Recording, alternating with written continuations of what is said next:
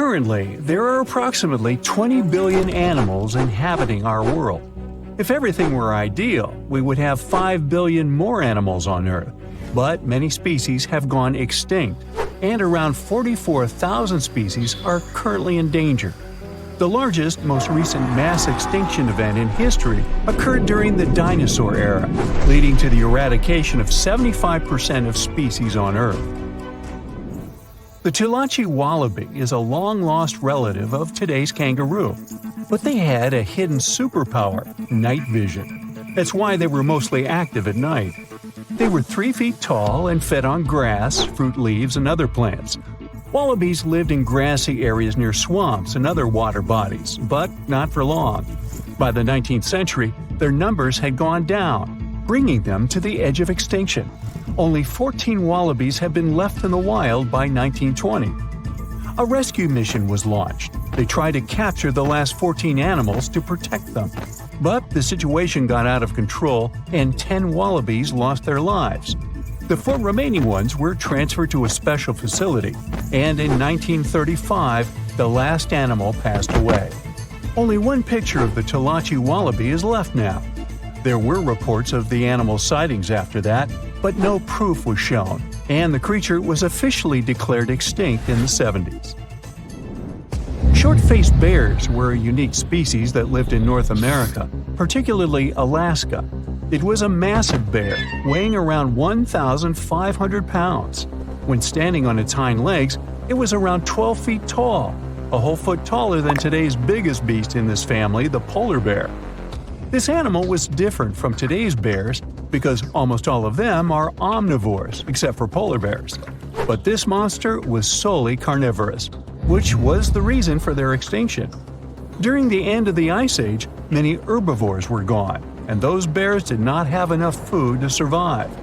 They were the Usain Bolt of the bear world, the fastest Bruins to have ever lived, reaching a top speed of 40 miles per hour, which is 5 miles faster than grizzlies. There are around 400 million pigeons in the world now. Some time ago, in America, a species of birds called passenger pigeons were abundant throughout the country, especially in the eastern forests. There were more than 1 billion of them, but they went from 1 billion to 0 in a few years. They had small heads and necks, but long tails and wings and strong breast muscles that allowed them to fly super long distances. The last passenger pigeon passed away in captivity in 1914. It was named Martha. With that, the ecosystem in the U.S. has never seen this bird again. Now, elks are enormous animals, but they look tiny when you compare them to long-gone Irish elks.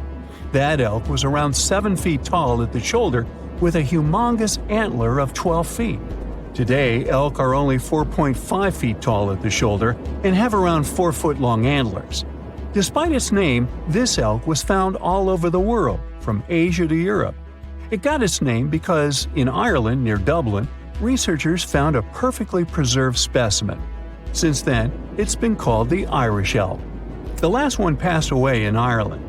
The main reason for their disappearance was their inability to adapt to changes. When the Ice Age ended, the elk could not survive and became extinct. Now, somewhere deep in the forests of Costa Rica lives the interesting-looking golden toad. It was discovered in 1966 in one particular spot where all toads would gather to mate. In 1967, a large population of this golden nugget was noted in that same spot.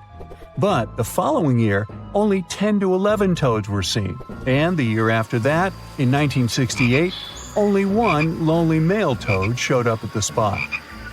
For years, there were searches for golden toads. In 2004, the toads were officially declared extinct.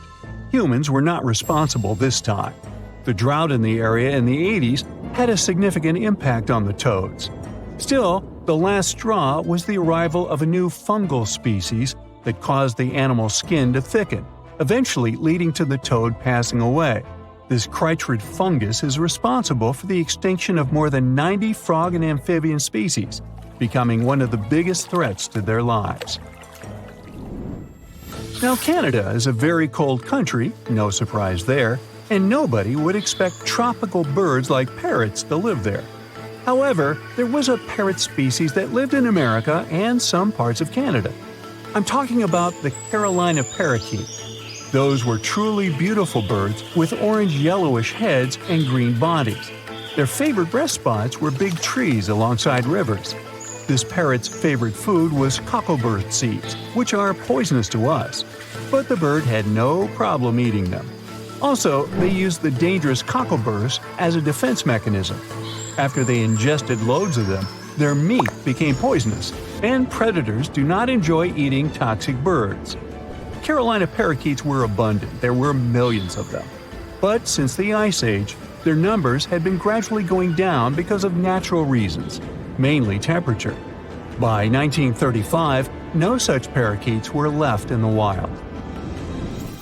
Today's African lion had a much more prominent and notorious cousin, the Barbary lion. Those cats were mentioned in many famous old books. They were described as mean, terrifying beasts. It's believed that they were the largest lion species ever. Those big cats weighed around 600 pounds and were 9 feet from the head to tail. Unfortunately, this lion was declared extinct in the 90s due to many factors. Today, we only have one photo of this animal taken from a plane. Paradise parrots were native to Australia. They were genuinely amazing birds with captivating colors. What was unique about them was their nesting habits. They only nested in termite mounds. This parrot was always on the edge of extinction, and the reason for that is still unknown. Mice, rats, and other animals also hunted them, and it added fuel to the fire. The last bird was spotted in the year 1972. Since then, paradise parrots have only been seen in museums. The Gulf of Mexico was once home to Caribbean monk seals. This species of seals enjoyed spending time in the warm subtropical climate of the Caribbean. Most of the time, they were found near reefs and islands, foraging for food. Like most of us, they also loved sandy beaches and were usually seen in groups of 100 seals, resting before the next adventure. In the year 1886, monk seals were declared extinct. You can still see this animal in 2 museums. Both are located in the UK. As we all know, zebras have black and white stripes. But once, a zebra species had only half the body covered with brown and white stripes. The rest was just brown, and the belly was white. It was called the quagga. They lived in the southern part of Africa in grass fields and wet pastures, like today's zebras, and ate grass and other plants. The last quagga perished in 1888, but not all hope is lost. Today, extensive research is being done to bring this animal back into the wild. Australia is home to many outlandish animals, but the craziest ones are probably gastric-brooding frogs. This species is not like your ordinary frog that lays eggs. They hatch their young inside their stomach and give birth by vomiting around 25 fully formed young frogs. Sometimes their stomach becomes so bloated that they have to breathe through their skin. 2 species of this frog were discovered in the northern and southern parts of Australia in the 1970s by Mike Taylor. A decade after their discovery, both species are gone. The main reason for their extinction is the chytrid fungus. Luckily for them, they're also part of a de-extinction program that's putting serious efforts into bringing them back into the wild. Psst, run! Really, it's not safe out there. There's a saber-toothed tiger lurking around. You better be careful. What are you doing? Don't peek. Okay, just one little peek. How's this possible, you ask? That's because you're in virtual reality, of course. These cool but very dangerous-looking big cats were alive during the last Ice Age. What if they decided to show up at your doorstep out of nowhere? Knock knock, a saber-toothed tiger is waiting for you to buy its cookies. Meanwhile, the Coelacanth, this massive-looking fish, comes from a lineage that's been around for over 300 million years. We thought they didn't exist anymore until 1938, that is, when a live coelacanth was found again. Since then, they've been roaming the waters of the east coast of Africa and the waters of Sulawesi, Indonesia. Man, I wouldn't want to go for a swim and meet one of these fellas face to face. Their jaw has an intercranial joint, which means their mouth opens up by a lot. This is so they can eat large prey, like me. Not good. They're huge too.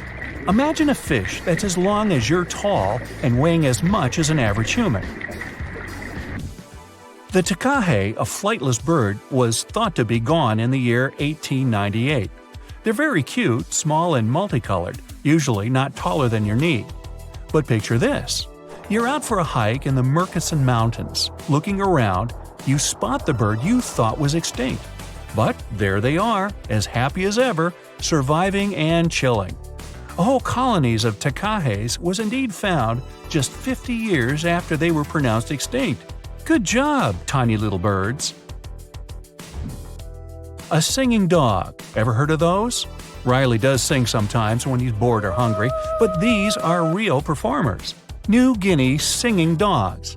They've been only recently discovered again in the wild for the first time in 50 years. Still, they were never completely extinct to begin with. New Guineans made sure they were safe next to them. But in the wild? Very rare and hard to catch a sight of. Look, there goes one.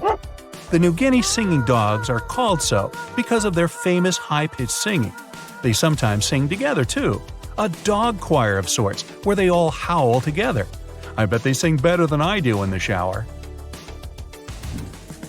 Not going far from this area, we have bats, but these ones are sort of different. You see, their ears are enormous. I guess that's why they're called the New Guinea big-eared bats. Clever. The species was found again when one of them was accidentally caught in a bat trap. Until then, I guess they were playing hide-and-seek with us, because up till 1890, they had been thought to be gone. They're still not out of the danger zone because of habitat loss. Imagine you discover a fossil of a species you thought had been extinct for a long time, yet 2 years later, a whole living group of said species is found. Well, this is exactly what happened in 1977 with the Majorcan midwife toad. It's sort of brownish in color with darker brown that makes up its skin spots. Other than that, it's just a small toad with googly eyes. The group of live toads was found close to where the fossil was, on the island of Majorca. There aren't many of them left, about 500 in fact, and as of right now, they're declared vulnerable by the International Union for Conservation of Nature. Now, are you a fan of tortoises? You will be when you take a look at this huge beauty. It's called the Fernandina Island Galapagos tortoise. It hasn't been seen since 1906, but on February 17, 2019, we were finally able to look at one of these beautiful creatures. It's probably out there with a few of its mates right now, but they also don't allow themselves to be seen. We only know they exist because there's a few tracks and scents. With yet another frog, we have the horned marsupial frog. They're out and about in Ecuador, in the Chocó forest to be more specific. They're called this way because of their distinctive horns directly on top of their eyes. You know the pouch kangaroos use to carry their offspring? Well, the female horned marsupial frog also has that, except it's on the back, so it acts as sort of a backpack. They develop their embryos there, and when they're ready to come out, they hatch as complete infants, unlike regular frogs where they start out as tadpoles. One more toad, the starry night toad or harlequin toad. They're black and covered with loads of white spots all over them. Lost for 30 years, it was discovered back in 2019. Picture them as big bodyguards, water bodyguards to be exact. Oh, that's a very big toad on your screen. Well, for the Arhuaco people, that's exactly what they are, guardians of water. They also have their own name for them, Guna. Sounds like a cheese.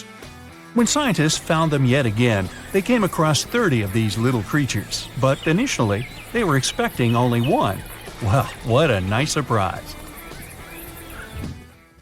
Here's a tiger for you, although it doesn't quite look like your typical tiger. It's called the Tasmanian tiger, and it seemingly disappeared since 1936. But then, out of nowhere, people started seeing them out there in the wild just 5 years ago in 2016. They sort of resemble dogs more than tigers, or a fox maybe. Just take a look at its muzzle. Maybe even a mix of both. Then a few others started popping up too. And if you happen to think you're seeing one right in front of you, but you're not quite sure, check if they've got stripes on their back. They're definitely out there, but still technically marked as extinct by the IUCN. Okay, picture a horse that looks straight out of a movie scene. Tiny, gorgeous fur, very well behaved. It's tiny, but it's not a pony. It's a Caspian horse. They have an interesting backstory to them. They were discovered by Louise Leyland, who got married to an aristocrat in 1957. Having moved to Tehran, Iran, she didn't quite like how the horses behaved there, so she took matters into her own hands.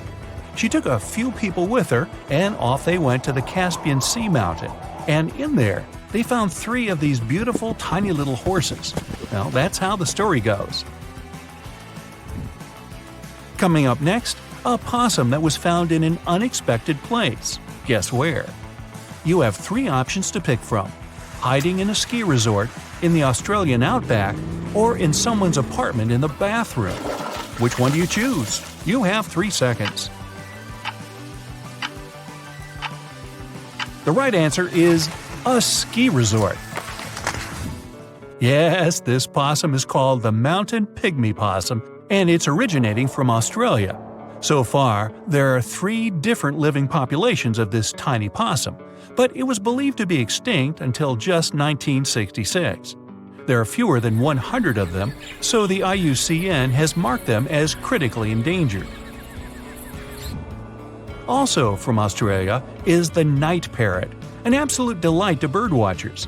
Very beautiful, yet mysterious. These little fellas live in very remote areas. You can probably count on the fingers of your hand how many times these birds have been seen since they were found again in 1979. That's how rare they are. Have you ever seen a pygmy tarsier? Neither have I. It was only in 2008 that 3 of them were caught. Scientists don't really want to lose track of their movements again, so what they did was gift them with tiny little collars. This way they can live their life as happy as ever and will know they're safe. The last one I want to tell you about is the tree lobster, but as the name might mistakenly tell you, they're not really lobsters. They're just big black bugs with huge legs. Their extinction story is a sad one. In 1920, a cargo ship got stuck on Lord Howe Island, and it had rats aboard. These rats fled the ship and ran straight to land. Even though tree lobsters are bigger than most insects, they're still relatively small compared to rats. The poor things never stood a chance. Still, in 2004, life shone again for these distinct critters. A pair of Australian scientists were out and about on the island and came across 24 of them. All of them were living beneath one single shrub. Hey, if there's enough space for everyone, it's not small, it's cozy.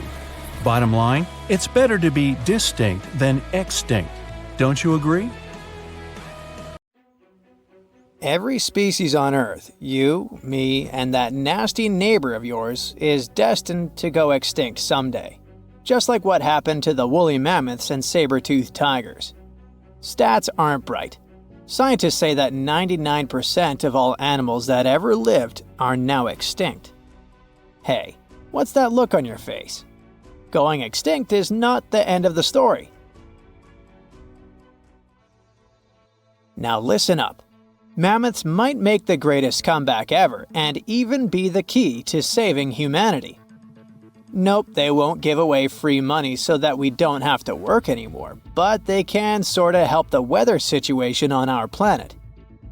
In the Arctic tundra, there's this ground called permafrost. It's like soil in the form of ice. Soil turns permafrost when it stays super cold for 2 years straight. But now, permafrost is actively thawing out, and it's bad news for, well, everyone. Because while thawing, it releases a lot of carbon into the air. But what if we had large animals like mammoths there today? They would churn up the soil. The ground would freeze more deeply in winter. And then, in summer, A layer of grass would help keep the ground cool and prevent the permafrost from melting. Some scientists think that's a great solution. So now there's a company in the US that's trying to bring mammoths back to life. Okay, you got me. Not actual mammoths, but a sort of hybrid between an elephant and 1% mammoth DNA. It would be a northern elephant. Getting mammoth DNA is easier than you might think. They actually only went extinct about 10 to 14,000 years ago. Scientists are hoping to have their first elephant-mammoth hybrid by 2027. Let's hope it doesn't turn into a real-life Jurassic Park. Australia. A nightmarish place and a home to the most fascinating creatures on Earth. But here, the sad fate befell the Tasmanian tiger, also known as thylacine. Don't mix it up with the Tasmanian devil. That one is living and thriving. Nope, the thylacine was a marsupial predator that used to chill in Australia, South Tasmania, and New Guinea. It was a nocturnal who preyed on other marsupials, like kangaroos. In the 30s, the farmers suddenly claimed that thylacines were eating their livestock. Looking back at it now, that was probably an exaggeration. But humans started to hunt poor thylacines until they were all gone. And then it turned out that hunting away the important predator isn't the brightest idea. Who would have thought? You see, thylacines kept things in check by eating bad animals. So once they disappeared, the Australian wildlife was basically doomed. 35% of total mammal extinctions on Earth happened here. That's an awful world record. I know it sounds gloomy, but hey, maybe we can fix this. Remember that company we mentioned? It wants to bring back the thylacine too. Luckily, many thylacine embryos are still preserved in jars, like some creepy pickles. If we bring them back to Tasmania, this could help revive the entire ecosystem. Would you be happy to see them back in the wild? Me too. And I would also be happy to see you hitting those like and subscribe buttons so you can keep up with amazing facts all year round. We also have some huge dreams about tiny creatures. Take a trip to Mount Hotham Ski Resort in Victoria, Australia, and here you can find the mountain pygmy possum, a tiny bundle of cuteness. These guys are super rare. We even thought that they were extinct. All we had was their fossils. But then, some skiers spotted a possum in a log pile at the ski lodge in 1966. Imagine suddenly making a great discovery while chilling on vacation. These little possums can spend 7 months of the year sleeping under the snow. They wake up occasionally to eat some stored food, and then they wake up in the spring to eat even more, find a mate, and go back to sleep again. What a relatable fella. Since they've made it into this video, you can guess they're pretty endangered. There are less than 2,000 left in the wild, all because their current homes don't fit them that well.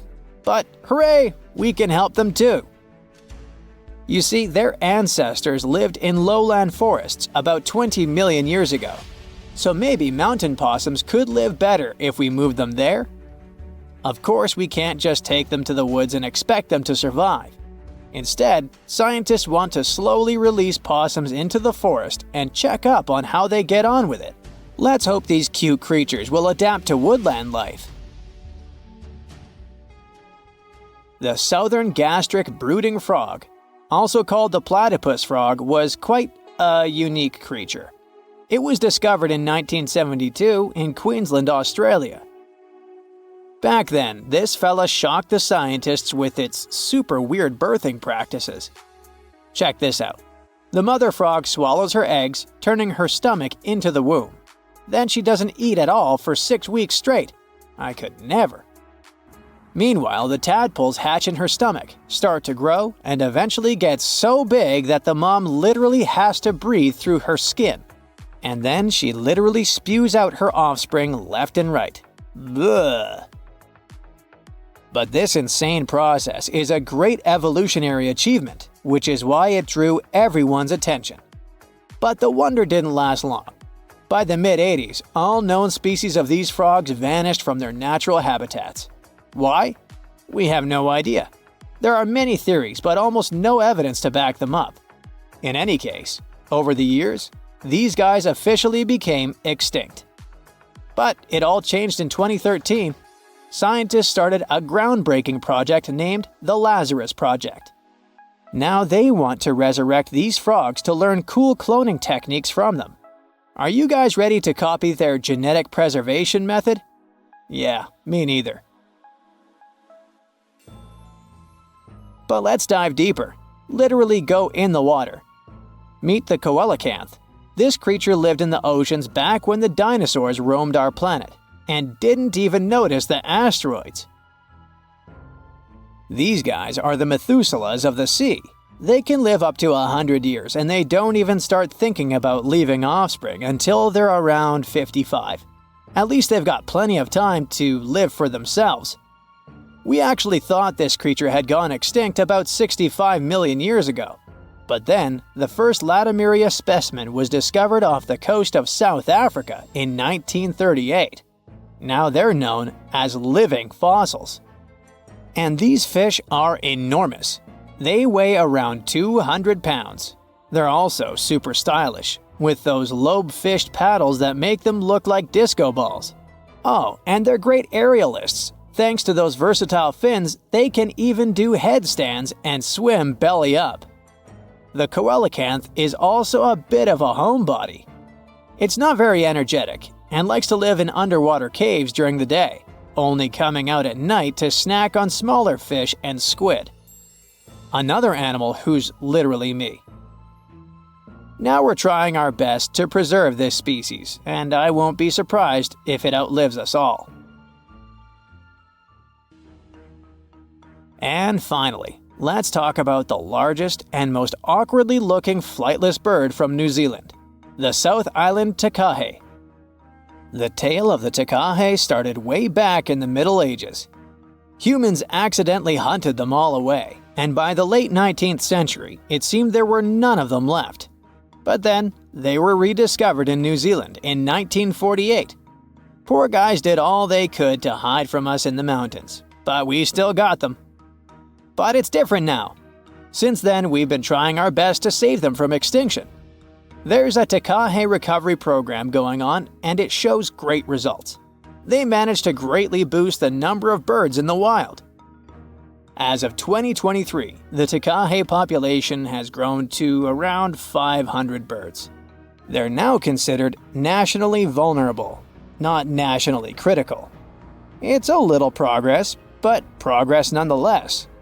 Let's keep it up. A pre-Christmas miracle happened near the mouth of South Africa's Chalumna River on December 22, 1938. Marjorie Latimer, the curator of East London Museum, was on her routine visit to the docks. She was checking if there were any unusual catches from local fishermen. Suddenly, she spotted a strange fin sticking out of a pile of discarded fish. Intrigued, she cleaned off the slime to reveal an incredible discovery. A pale blue fish with silvery flecks, thin scales, and 4 fins that looked almost like limbs. And it was huge too, 5 feet long, weighing about 127 pounds. Marjorie actually specialized in birds, but she had always been fascinated by the natural world, including the ocean. She didn't know what the fish was, but she had a feeling that it was something special. So she had the fish loaded into a taxi and taken to her museum. She then went through lots of reference books, but no matter how hard Marjorie tried, she couldn't identify the species. She decided to show it to the chairman of the museum's board, but he just dismissed it as a common rock cod. Marjorie didn't listen to him. The creature fascinated her so much that she kept studying it, and even tried to preserve it by having it taxidermied, although she couldn't save the organs. Desperate for answers, she reached out to a fish expert, J.L.B. Smith. But tough luck, he was away at that moment. When Smith finally saw the drawing, he got instantly intrigued. By January, he finally wrote the response to Marjorie, saying the fish was giving him sleepless nights. He was eager to see it in person. On February 16, When he finally arrived at the museum and laid eyes on the fish, he was stunned. Suddenly, it dawned on him that he was looking at a Coelacanth, a species believed to have gone extinct 66 million years ago. This made it a Lazarus species, an extinct species that reappears after a long absence in the fossil record. It was like seeing a fossil come to life. Scientists thought that this creature had vanished with the dinosaurs. Thanks to Marjorie's persistence, this became one of the most remarkable biological finds of the 20th century. The entire genus Latimeria was named in her honor. Turns out, fish was vibing in the deep ocean waters, completely unbothered by an asteroid strike for millions of years. Today, at least 2 species of Coelacanth are known to exist. Both come from this ancient lineage that survived the test of time. They mostly live in the Indian Ocean, with some chilling around Indonesia here and there. Coelacanths look and behave very differently from other fish. Their creepy fins actually move in a way similar to how human arms and legs move. They also have a special joint in their skull that lets them raise a part of their head while feeding.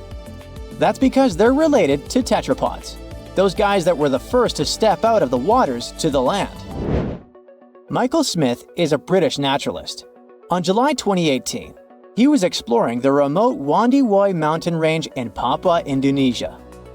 He was there to search for rare, pretty flowers called rhododendrons, but he accidentally took a photo of a funky-looking creature. Smith got very curious about this animal. He then returned for another expedition, this time with a local guide. He spent 10 tough days searching high in the mountains. The terrain was harsh, with constant rain, slippery ground, and leeches crawling into their boots. When they were already exhausted and close to giving up, the miracle happened. The team finally spotted and snapped a picture of the animal. This cute thing turned out to be the Wandiwoi tree kangaroo, the one thought to be extinct for 90 years. The first time it was discovered was 1928. It's a sad story. A biologist spotted it while studying the area, and this was the first and the last time we saw that animal. But as it turned out, it wasn't extinct at all. It's just a very elusive and sneaky creature.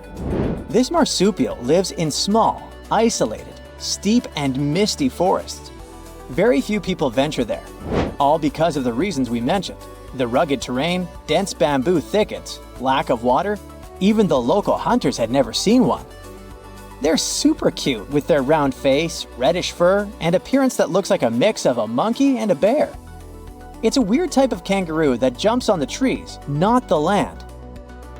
When Michael Smith rediscovered it, he immediately contacted experts, including a specialist on tree kangaroos. The discovery was confirmed. Even though it's still hard to catch these creatures in the wild, they're still a mystery to science, and scientists try to protect the species. In 1996, researchers from the Wildlife Conservation Society were walking around the meat market in Thakek, Laos. Suddenly, they spotted a bunch of weird rats. Yeah, it may seem to be a common thing for a market, but those were no simple rats at all. At first, they thought it was a new species. They called this new rodent the Laotian rock rat. This animal was so different from other rodents that biologists wanted to place it in its own family. But in 2006, Mary Dawson and her team challenged this idea. They suggested that the Laotian rock rat might actually belong to an ancient family of rodents, the ones that were believed to have been extinct for 11 million years. In the same year, scientists finally captured and documented a live specimen. And guess what? Those were indeed those ancient rats. They didn't go extinct. They just preferred to avoid the spotlight and decided to go vibe in the limestone karsts of Laos and a small part of Vietnam. Turns out, the locals were even familiar with the rodent, regularly trapping it for food. Right, that must be the true reason for their hermit lifestyle. Now, these guys are a huge interest for scientists and are being studied carefully. In 2019, some scientists went on a joint expedition on Fernandina Island in the Galapagos archipelago. During the expedition, the team started noticing weird things: tracks, scat, and claw marks on trees. By following them, they suddenly discovered the culprit, a mysterious turtle that was sitting on a high elevation on the volcanic island. It was a lone female tortoise. They nicknamed her Fernanda. That's because they recognized her as a Fernandina giant tortoise, a species that was thought to have been extinct for 112 years. The last time we've ever seen this species was in 1906, when scientists found a male tortoise and sent it to the California Academy of Sciences. They thought that volcanic eruptions and extensive hunting caused the species to completely disappear. This was a huge deal. It provided hope for the survival of the Fernandina giant tortoise. Park rangers said that they saw signs of at least 2 other tortoises, so maybe they'll be able to find them soon. The Galapagos Conservancy has launched fundraising efforts to support further expeditions. In July of 2007, Luis Enrique Minguez was hiking in La Palma, a small island in the Canary Islands. He's a researcher in the Institute of Ecology and Conservation. While he was walking through the northeastern part of the island, he spotted an interesting lizard. The lizard was almost 12 inches long. He saw it near a forest trail, about 147 feet above sea level. Minguez took a photo of the lizard and shared it with his buddy researchers. After seeing the pictures, they realized that it was the long-lost La Palma giant lizard. This species was presumed to be extinct for centuries. They thought that it disappeared within the last 500 years due to being hunted by cats and habitat destruction. Unfortunately, even though they were super hyped up at first, things didn't go so well next time. They did some follow-up expeditions in October of 2007, and then some more, but they couldn't spot the lizard anywhere again since then. The lizard probably lived in very high and dry spots of the island. Researchers hope to discover at least some of the lizards in the future and help them thrive once again.